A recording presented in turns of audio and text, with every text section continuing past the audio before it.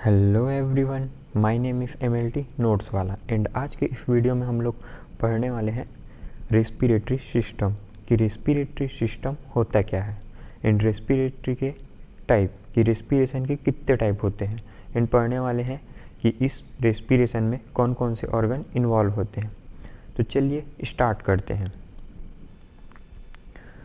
Respiration एक ऐसा process है जिसमें इन्वायरमेंट में प्रेजेंट ऑक्सीजन को नोज़ एंड नज़ल कैविटी के थ्रू लिया जाता है और कार्बन डाइऑक्साइड को इन्वायरमेंट में रिलीज़ किया जाता है।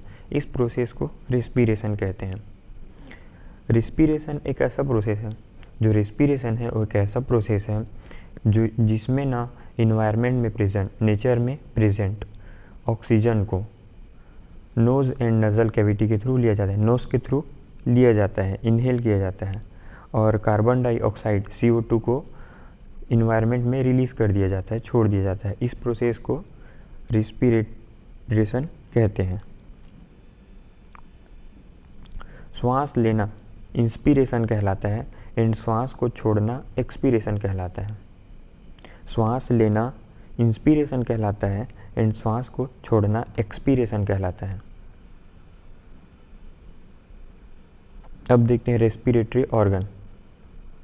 तो रेस्पिरेटरी ऑर्गन दो टाइप के होते हैं, पहला अपर रेस्पिरेटरी ट्रैक एंड दूसरा लोअर रेस्पिरेटरी ट्रैक।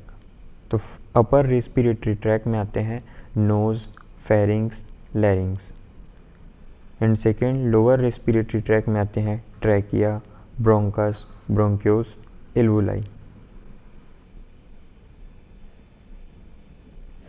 एंड अब देखते हैं टाइप्स ऑफ रेस्पिरेशन। जो रेस्पिरेशन होते हैं वो दो टाइप के होता है।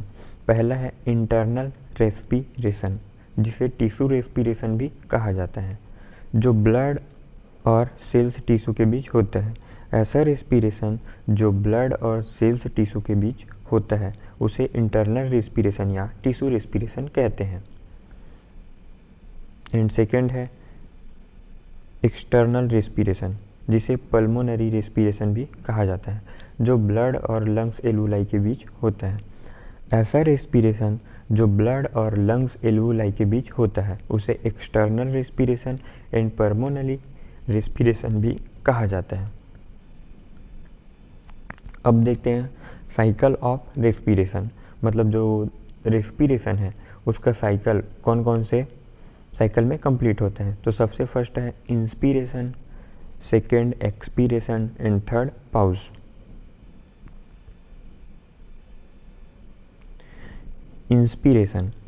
इंस्पिरेशन के टाइम इंटरकॉस्टल मसल्स और डायफ्राम के कॉन्स्ट्रक्शन पे आने पर थोरेसिक कैविटी का स्पेस बढ़ जाता है।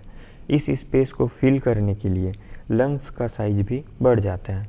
लंग्स का साइज बढ़ने के कारण एल्वुलाई का एयर प्रेशर इन्वायरमेंट के एयर प्रेशर से कम हो जाता है, जिससे एयर लंग्स में इंटर हो जाता है।